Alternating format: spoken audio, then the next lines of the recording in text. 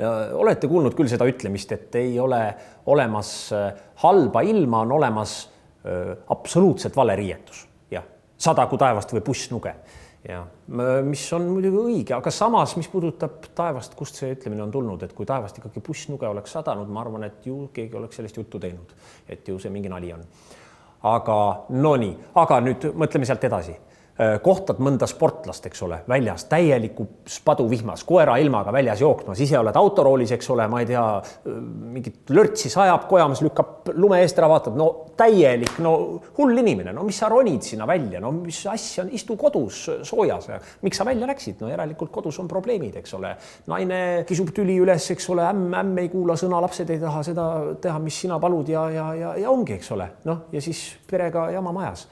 Aga ma ütlen, et kui keegi tahab väita, et pereinimestel ei ole õues mitte midagi teha, siis see on absoluutselt vale. See on absoluutselt vale, sellepärast, et ei ole mitte midagi paremat, kui minna õue värskes õhku koos perega. See on absoluutselt kõige parem ajaveetmise vorm, sest raamatut lugeda jõuab õhtul pimedas teki all.